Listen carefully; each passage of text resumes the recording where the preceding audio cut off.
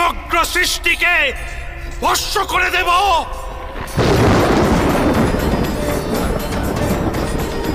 আমার পুত্রের হত্যাকারী পাণ্ডুপুত্রগণ, আমি কাউকে জীবিত রাখবো না, কাউকে না, এক এক করে বধ করব আমি।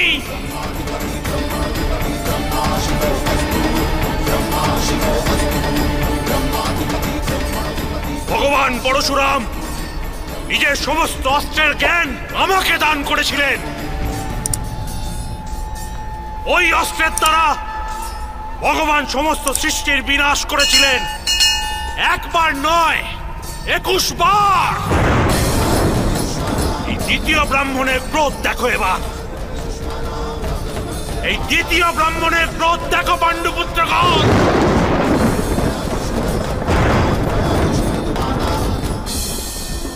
আমি ভগবান পরশুরামের এই অস্ত্র দ্বারা সমস্ত সমাজকে ধ্বংস করে দেব, সমস্ত সমাজকে ধ্বংস করে দেব।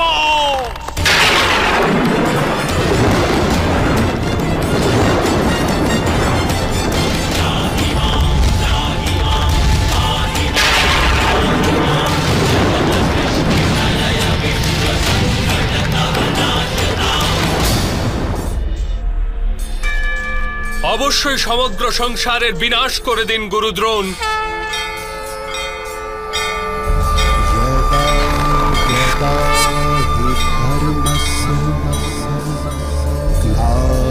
গ্লানির্ভবতি ভারত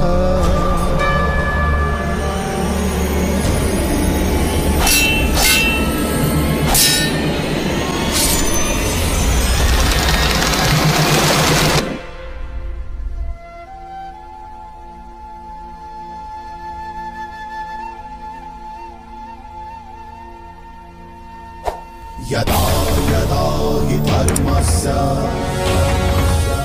ग्लानिर्भवति भारत अभ्युत्थानमधर्मस्य। অস্ত্র ওঠানোর পূর্বে আমার একটি প্রশ্ন নিয়ে চিন্তা অবশ্যই করুন। যদি আমি আপনাকে বলি যে অশ্বত্থামা মারা গেছে সে আপনার পুত্র নয়, এক হস্তি মাত্র, তাহলে কি আপনার জীবন পুনরায় মধুর প্রতিভাত হবে? আপনার হৃদয় কি পুনরায় করুণার দ্বারা পূর্ণ হবে? আপনি কি যথার্থ বলছেন বাসুদেব? সত্যি আমার পুত্রের মৃত্যু হয়নি?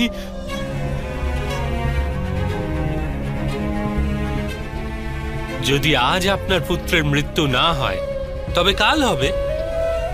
বিশ্বে কেই বা অমরত্ব প্রাপ্ত হয় গুরুদ্রোণ? কিন্তু বাস্তবে প্রশ্ন এটি যে আপনার জীবনের সুখ দুঃখ, আশা নিরাশা, জ্ঞান অজ্ঞান সমস্ত কিছুই কি কেবল আপনার পুত্রের সাথে আবদ্ধ? আপনার জীবনের কি অন্য কোনো মূল্য নেই? আপনার জীবনের সমস্ত শক্তি, সমস্ত জ্ঞান কেবল আপনার পুত্রের জন্য? অবশ্যই আমার কারণে সে এই সংসারে এসেছে। সে আমাকে সুখ, সম্মান, ভালোবাসা দিয়েছে। আমার জীবনে তার চেয়ে বেশি গুরুত্বপূর্ণ কেউ নেই।